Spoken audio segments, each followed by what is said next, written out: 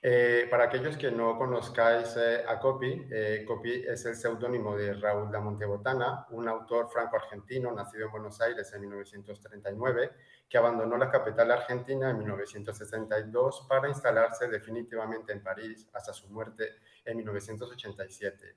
Coppi nació en el seno de una familia burguesa argentina implicada con los medios de comunicación argentinos y opuesta a los ideales peronistas del momento. Hablamos de Juan Domingo Perón. Esta resistencia ideológica y política condujo a la familia Botana al exilio en Uruguay y luego a Francia en 1945. Los Botana regresaron 10 años más tarde a Buenos Aires, pero Coppi, a sus 16 años, ya había hecho algunos estudios en Francia y veía las diferencias de dos contextos que se oponían entre sí. Por un lado, podemos ver algunas palabras dedicadas a su ciudad de origen desde una postura de inconformidad con el sistema de opresión. La Iglesia en Argentina no está separada del Estado. El divorcio no existe. La anticoncepción y el aborto están prohibidos. Escuché al primer ministro haciendo declaraciones contra los homosexuales. ¿Cómo hablar de homosexualidad en Argentina? Los sexos están muy imbricados. Por cierto, ¿qué quiere decir heterosexualidad? Y por el otro, la percepción que tiene Coppi de su acogida en París, ciudad considerada por el autor como un espacio de libertad. París me ha recibido muy bien. París era, o lo creíamos, la capital de las artes de la época. Me encantaba París. Estas dos citas se recogen en un proyecto inacabado de una novela autobiográfica que Coppi quería titular Río de la Plata, aunque también tenía otros nombres en mente como El exiliado escéptico en conserva, Entre el clavel y la rosa, El argentino errante, América antigua, El sexo argentino, El sexo en Argentina, etcétera, etcétera. Ahora pasamos a la primera parte, Copí en los años de revolución sexual y homosexual y en un contexto artístico e intelectual radical. Decimos sexual y homosexual porque en aquella época no solo se avivaban sentimientos de libertad de expresión y de revolución por parte de los homosexuales, sino también de posfeministas lesbianas radicales que mantuvieron una postura firme y radical frente al feminismo conservador, es decir, lo que en palabras de Monique Wittig llamó heterofeminismo. Pero además de Wittig están las jerarquías sexuales analizadas por Gail Rubin, la escritura mordaz del cuerpo y la experiencia de una mujer de Adrienne Rich, con su obra Sangre, Pan y Poesía, la primera meditación exhaustiva y crítica de la estética Kant de Susan Sontag, y la última, no menos importante, Hélène Cixous, que nos deja obras magistrales como Las enseñaciones de la mujer salvaje. Por otra parte, Foucault, ampliamente abordado y analizado, nos propone una contranarrativa de la historia de la sexualidad. En este contexto también aparecen los interesantes estudios de Gilles Deleuze y su antiedipo, así como la máquina deseante y la máquina social. Más allá de una creación de pensamiento renovado, lo interesante es la relación existente entre estos autores y la amalgama que se producía al fusionar la filosofía con el activismo LGTB, la producción artística y literaria. Por ejemplo, la estrecha relación que había entre el joven filósofo y escritor Guy Ockeghem y Deleuze, entre Ockeghem y el cineasta Lionel Sucá, entre Ockeghem, Lionel Sucá y Coppi. Así pues, Guy Ockeghem, íntimo amigo de Coppi, no solo fue el cofundador del FAR, Frente Homosexual de Acción Revolucionaria, sino también el primer autor francés conocido de la década de 1970 en decir públicamente que era homosexual. Además, fue el escritor del deseo homosexual, un texto que en términos de Preciado se convierte en el primer texto terrorista que confronta directamente el lenguaje heterosexual hegemónico. En la década de 1970, el insulto queer seguía siendo pronunciado en las calles como algo diferenciador y estigmatizador. Los anormales y desviados, esos monstruos sociales identificados como maricones, bollos, locas, amanerados, seguían siendo reprimidos. No es casualidad entonces que de la emergencia social haya surgido una teoría queer que revalorizara el concepto como algo político para transformar el insulto en un orgullo. Judith Butler decía, cuando el término se utilizaba como un estigma paralizante, como la interpelación mundana de una sexualidad patologizada, el usuario del término se transformaba en el emblema y en el vehículo de la normalización y el hecho de que se pronunciara esa palabra constituía la regulación discursiva de los límites de la legitimidad sexual. Gran parte del mundo heterosexual tuvo siempre esa necesidad de esos seres queer que procuraba repudiar mediante la fuerza performativa del término. Un ejemplo real de esta época nos llega del testimonio de Judith o Jack Halberstam, un transexual nacido en 1961. Actualmente es un profesor en estudios de género en la Universidad de Columbia. En su historia se inscribe un pasado que desconoce la existencia de otros géneros y otros sexos, pues en 1970 no existía una palabra con la que se le pudiera nombrar o identificar. Me he llamado a mí mismo o me han llamado con diversos nombres: queer, lesbiana, boyera, butch, transgénero, stone butch y butch transgénero. Halberstam expresa con distancia en el tiempo y con un tono nostálgico y de impotencia, quizás, si hubiera conocido el término transgénero cuando era una adolescente en la década de 1970, estoy seguro de que me hubiera agarrado a él como a un chaleco salvavidas en un mar agitado. Pero no había palabras así en mi mundo. Lamentablemente, el chaleco salvavidas nunca existió en ese mar agitado de la década. Hubo que buscarlo a la fuerza. Ese fue, en efecto, el contexto con el que se encontró Coppi en París, un contexto que bien podríamos llamar un campo de batalla y de constante lucha por la libertad del cuerpo, de la palabra, del deseo, de la libertad de encontrarnos a nosotros mismos para expresarnos libremente. Así pues, ante la imposibilidad de expresión, los personajes de Coppi tienen que luchar con uñas y dientes para escapar de la norma, de la hegemonía heterosexual y de la opresión. Antes de pasar al siguiente punto, me gustaría terminar este apartado haciendo rápidamente alusión a una de nuestras feministas españolas más reconocidas actualmente, Marta Segarra, una autora que incluyó a Copia en su libro Teoría de los cuerpos agujereados y dedicó todo un capítulo al que tituló Copy, el desmantelamiento de la diferencia sexual y de otras diferencias. Ahora procederemos a hacer una breve introducción a la obra particular de Copy, ¿vale? En los movimientos en los primeros años en París, Copy se destacó como dibujante al publicar en el semanario Le Nouvel Observateur entre 1964 y 1974 su dibujo más conocido, La mujer sentada. Pero también trabajó para Agathe Curie, Charlie Monsuel, Charlie Hebdo, Libération, Gay Pied, Paris Match, Bizarre y 20. Y para la revista italiana Linus y la revista española, que supongo que la conocéis, Triunfo, revista que en la década de 1970 y 1970 se convirtió simbólicamente en un muro de resistencia intelectual contra el franquismo.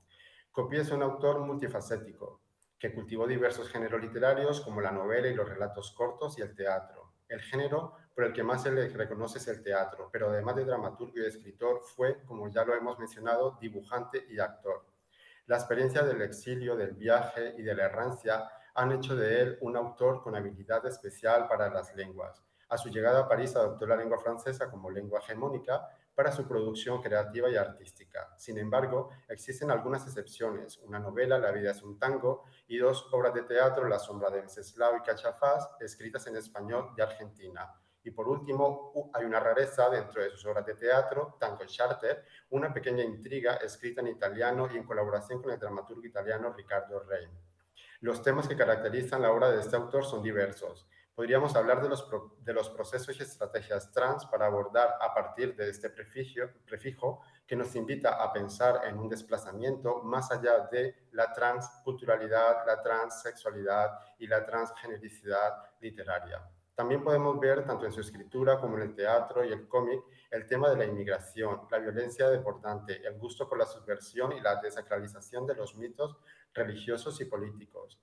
Ahora bien, todos estos temas recurrentes giran en torno al género y la identidad, pues los personajes son sometidos a una continua búsqueda de la identidad, una identidad que en la mayoría de los casos queda confusa. De esta manera, Copy da vida a todos esos seres antisistemas: gays, lesbianas, transexuales, intersexuales, asexuales, locas, y de vez en cuando aparece uno que otro heterosexual sin importancia alguna. Estos no tienen ningún protagonismo particular y si lo tienen son rápidamente aniquilados.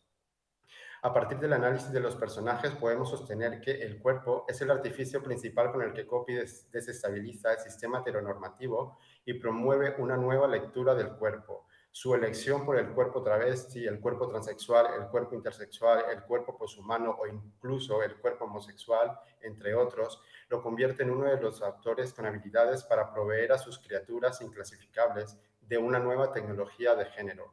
Cabe decir que como actor, Copy representaba sus propias obras de teatro. En ocasiones lo vemos desnudo rodeado de serpientes u otros animales y en otras travestido con una rata, su animal preferido. La obra de Copy se caracteriza por ser mordaz, por hacernos reír en medio de asuntos delicados a través de situaciones tragicómicas. Esto se logra gracias a la ironía y al humor negro y macabro, escatológico, corrosivo y cáustico, que se entremezcla con un lenguaje ingenuo o naif que roza lo infantil. Una estrategia eficaz que logra o bien acercarnos a sus personajes o bien a rechazarlos. Además de la ironía y del humor, una de las estrategias por la que más se reconoce a este autor es el gusto por el travestismo. No importa el rol en la sociedad, lo importante es representarlo de la mejor manera en la escena y transgredirlo. Representar a una mujer de la alta sociedad como Eva Perón o una simple empleada como Goliata en el frigo. Aquí vemos a Evita en Eva Perón, la primera dama argentina representada por un travesti o quizás por una mujer transexual, ya que en la intriga Evita se queja todo el tiempo de tener un cáncer de matriz. Cabe decir que esta parodia de la mítica Eva Duarte Perón provocó un atentado durante la primera representación que se organizó en el Teatro Le Petit Bois de París en 1970. De esa manera, Copy irrumpe con gran expectación dentro del pequeño círculo de intelectuales y de artistas parisinos. El franco-argentino llevó el travestismo hasta el final, pues en su última obra, en una visita inoportuna, Copy pone en escena su propia agonía por la enfermedad del SIDA y de la muerte. Cuando la enfermedad se convirtió, como dice Susan Sontag, en una metáfora de guerra que estigmatizaba a los homosexuales, Copy recurrió a una misonabima y a la autoburla para hacer de este campo bélico su propia comedia del SIDA y seguidamente su comedia de la muerte, personificando y travestiendo su propia muerte. Copy falleció por causas del SIDA al terminar esta obra en noviembre de 1987 en un hospital de París a sus 48 años. Cuando Copy empezó a redactar Una visita inoportuna en 1986, publicó su álbum de dibujo El mundo fantástico de los gays, es decir, que el autor ya había imaginado el tema del SIDA. Como podéis ver, la historia que protagonizan estas dos caricaturas se titula La SIDA. En este caso vemos la ironía con la que Copy dibuja a un heterosexual diciendo viva la SIDA para interpelar a una mujer trans, el sujeto, según el pensamiento heterosexual, contaminador. De esta manera pasamos a los maricones en el universo gráfico de Copy, He nacido así. Como ya lo habíamos comentado antes que dramaturgo y escritor, Copy fue reconocido por sus dibujos humorísticos. La etapa más próspera fue entre 1964 y 1974, pues fue la época en la que Copy creó su famosa Mujer Sentada. Sin embargo, Copy publicó otros álbumes en la década de 1970 y 1980, como Las viejas putas en 1979 y ¿Por qué no tengo banana? En 1983 y El mundo fantástico de los gays en 1986. Vivan los maricones y otras fantasías, que aparece con un bocadillo que se traduce literalmente como tengo el culo que me arde, querida, forma parte de una antología de dibujos publicado por la editorial Edición de Olivier de París en el 2014. En efecto, este álbum recoge algunas historias protagonizadas por la mujer sentada y otras que aparecen en el mundo fantástico de los gays, aunque también aparece otra criatura más subversiva que comentaremos rápidamente en su momento. Aquí podéis observar a la famosa mujer sentada diciéndole a un invertebrado no tengo nombre. Se trata de una caricatura sin nombre, es decir, sin identidad. ¿Quién es realmente esa mujer sentada? Los trazos de Copy en este caso son muy sutiles, sobrios, por no decir minimalistas. La apuesta por esa sobriedad fue uno de los aspectos que llevaron a la mujer sentada a estar en el trono de uno de los semanarios más reconocidos de Francia durante 10 años. La mujer sentada es, en términos de César Aira, una dama hierática, sin movimiento. Ella siempre aparece de perfil y nunca dirige la mirada hacia el público. Su cuerpo se fusiona con la silla, lo que le da una continuidad gráfica a la protagonista. Como podéis ver en las imágenes, a veces aparece desdoblada, lo que nos da una apariencia de espejo que duplica la imagen. Pero la mayoría de sus interlocutores suelen ser ratas, caracoles, perros, pollos, una abuela, niños o niñas, etcétera. Con un dibujo audaz y un trazo absolutamente novedoso, el humor de vanguardia de Copy en términos de Laura Vázquez, una de las pocas autoras argentinas en abordar sus dibujos, produce una ilusión de la sencillez. La mujer sentada, solamente solemne, tosca y descortés, es el eje de todos los movimientos que se producen en cada cuadro. El dibujo es muy efectivo. La mujer sentada es puro movimiento y dinámica, y es precisamente su aparente inmovilidad la que genera la fluidez del relato. Leamos algunos ejemplos que giran en torno a la identidad y a la sexualidad. Hago una traducción literal del francés. ¿Por qué somos quintillizas? Vuestro padre era un hombre fuerte, os ha hecho a todas al mismo tiempo. ¿Y cómo nos hizo? Se produce ahí un silencio. Con el sexo, como todo el mundo. Aquí tenemos otro ejemplo, pero en este caso un diálogo sobre la sexualidad mantenido con un pollo. ¿Es usted lesbiana? ¿Qué es eso? ¿Una mujer homosexual? ¿Eso existe? Por supuesto. Pero, ¿qué hacen entre ellas? La mujer sentada da la impresión de ser una dama conservadora. En este caso habla con su hija de 14 años, Florence o Florencia, y entre ellas van a tener una conversación de mujeres. La pequeña historia, contada en 4 páginas, se titula El enculado de la historia. Florencia y su madre debaten sobre la sexualidad. Florencia le cuenta sus experiencias sexuales con algunas niñas de su edad, pero también las que ha tenido con su padre. Pese a ser historias muy cortas, la intriga se mantiene de inicio a fin a una velocidad vertiginosa. Respecto al mundo fantástico de los gays, hablamos de la década de 1980. Aquí observamos que el trazo de Copy cambia radicalmente. No obstante, mantiene, tanto en su composición como en la forma, los bocadillos sintéticos y minimalistas. En esta breve historia, Copy recrea un encuentro entre dos homosexuales que mezclan el español, el inglés y el francés. ¡Qué rico! Cha, cha, cha. ¿Bailas slow? Strangers in the Night. ¿Vamos a casa? Vamos a buscar el vestuario. La luna. Me llamo Sergio. Yo también. Soy pasivo. Yo también. Se produce un silencio. Es el destino. Finalmente, además de la mujer sentada y el mundo fantástico de los gays, tenemos a una pequeña criatura que aparece de forma exclusiva para animar las páginas del álbum Vivan los maricones y otras fantasías. Como podéis ver, pasamos del minimalismo de una mujer aparentemente conservadora y hierática a una caricatura dinámica, liberada, con movimientos exagerados. La silla desaparece, pues esa caricatura se pone de pie y se muestra ante el público como una trans revulsiva, exhibicionista y provocadora. Hacemos referencia a Liberet, 1979, una transexual agitadora y demoníaca que la revista Liberación buscaba con gran interés en el año 1979. Thibaut Croissy, en el prólogo del álbum, la define de la siguiente manera: Liberet no solo habla, también folla. La actualidad la abastece de diversos personajes, papa, parados, políticos, inmigrantes palestinos, etcétera, con quienes libera todo tipo de prácticas: exhibicionismo, masturbación, felación, sodomía, zoofilia, necrofilia. Obsesionada sexual, libertina, indecente e inmoral, y orgullosa de serlo, Liberet es una especie de personaje de Sade propulsado en los conflictos del siglo XX. En efecto, el desparpajo de Liberet no tiene límites. La mutilación de su cuerpo es infinita y puede cambiar de un órgano a otro en cuestión de segundos. Liberet se corta la polla para darle placer a los lectores de la revista Ella. En este momento tengo una gran vulva. Veamos algunos ejemplos más de esta particular caricatura. Liberet mea como las niñas. Yo me gusto. Liberet es un monstruo, pero su hermanita es adorable. Liberet mis universo. Habla el pene. Soy una mujer objeto. Liberet amputada de una pierna. Busco un tullido, entonces debes escribir a mi hermano siamés. Liberet tiene ladillas. Déjenos vivir. He nacido así. Las nuevas tendencias de la moda. El esplendor de Liberet coincidió con el auge de una joven periodista transexual francesa, Hélène Assegard, como si se tratara de una fusión entre ficción y realidad. De esta manera, la unión inesperada Liberet-Assegard hizo que tanto el cómic como la periodista, según Croissy, se convirtieran en el primer personaje de cómic transexual. Lamentablemente, como era de esperar, la vida de Liberet duró menos de un verano en las páginas de Liberación. Croissy afirma que fue censurada y el periódico puesto en evidencia por la práctica intelectual parisina y de sus lectores que, no conformes con la aparición de este personaje revulsivo y transgresor, hicieron que Liberet desapareciera de las páginas de Liberación.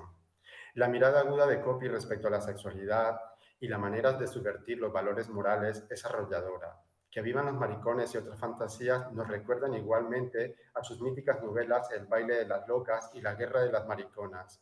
Así pues, los cómics de Copy son tan inclasificables como su teatro o su escritura. Su producción, innovación radical, prácticamente se ubica, cito a Laura Vázquez, en un fuera de campo de la historieta. Queremos concluir con este esquema que retomamos de Gail Rubin, donde se construyen grandes muros que dividen el sexo bueno del sexo malo. Se trata, como lo titula la autora, de la jerarquía sexual, el combate por la redefinición de las fronteras, para sostener que Copy no se coloca ni en el debate intelectual ni en la problematización grave de la moral sexual vigente, pero su operación es tan desacralizadora, radical y crítica como barroca y mutante. Sus historias son fatales, todos sus personajes contestatarios y transgresores lindan muchas veces con lo grotesco, pero más allá de las formas, Copy nos invita a repensar la sexualidad y lo hace con alta dosis de violencia y subversión, y sobrepasa no solo los márgenes literarios, sino también las fronteras culturales. Me gustaría agregar para terminar que Copy es un autor redescubierto y puesto en valor en nuestros días en Europa y en América, ya que nos invita y nos conduce hacia un perpetuo cuestionamiento de la identidad queer y de la sexualidad, pues su ironía, su irreverencia y la provocación han sido los aspectos constitutivos de su universo creativo, impregnado de una teatralidad pura, subversiva, revolucionaria, sin reglas, sin convenciones, sin fronteras. Muchas gracias.